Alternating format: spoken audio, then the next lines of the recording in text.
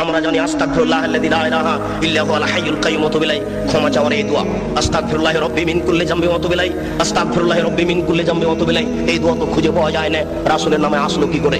কে জবাব দিবে? ঢাকা শহরের বংশালী হচ্ছে আহলে হাদিসের মূল ভিত্তি। বংশালের সুযোগ্য জ্ঞানী মানুষই জবাব দিবে। জবাবের জন্য ঢাকা বংশালী দায়ী মূলত, আমি এটাই মনে করি। এখানে আহলে হাদিসের মাদ্রাসা আগে স্থান পেয়েছে।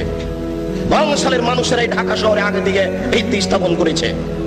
আমরা গ্রাম প্রত্যন্তল থেকে একেবারে পল্লী এলাকা থেকে বংশালে যখন পৌঁছি তখনই মনে করি আহলে হাদিস অধ্যুষিত এলাকায় পৌঁছেছি। এটা আমাদের গৌরবের বিষয়। বংশালের বড় বড় সুবিজ্ঞ মানুষ এর জবাব দিবে।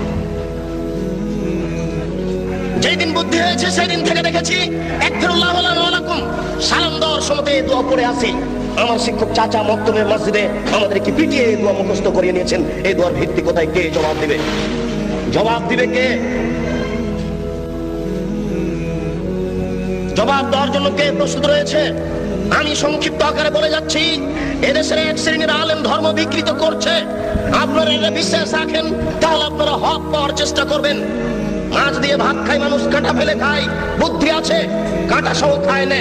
অতএব শরীয়ত যেটুকু জানতে চাইবে, যেটুকু জানতে হবে সেটুকু প্রমাণ সহকারে জানতে হবে। আমরা শুনেছি আমাদের মা চাচারা গ্রামে বলতেন যে, এই শোনো, তোমরা মহিষের কুরবানি দিও না, মহিষের গায়ে লোম কম। গরুর কুরবানি দাও, গরুর গায়ে লোম বেশি। কেন? প্রত্যেক লোম সমান এক নাকি হবে। মিথ্যা কথা, নবীর নামে মিথ্যা কথা ছড়ানো হয়েছে, জাল হাদিস। কে জবাব দিবে? কিয়ামতের মাঠে নেকির পাল্লাই এই কুরবানির গরু, নারী, ভুঁড়ি সবকিছু ওই নেকির পাল্লাই চাপিয়ে দেওয়া হবে। এই হাদিস আমাদেরকে শোনানো হয়েছে। এই হাদিস মিথ্যে। এর জবাব কে দিবে? গরু দিয়ে, উট দিয়ে আকিকা চলে না।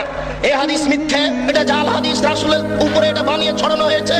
এর জবাব কে দিবে? বাচ্চার কানের পাশে আজান দিতে হবে, কথা সত্য। ডান কানে আজান দিতে হবে, বাম কানে ইকামত দিতে হবে। এই হাদিস মিথ্যে, রাসূল কথা বলেননি। এই হাদিসের জবাব কে দিবে? মায়ের দিকে সুনজরে তাকালে কবুল হজের সমান নেকি হয়। এই হাদিস মিথ্যে। মায়ের পায়ের নিচে জান্নাত, এই হাদিস সত্য। মায়ের পায়ের নিচে জান্নাত, এই হাদিস ঠিক।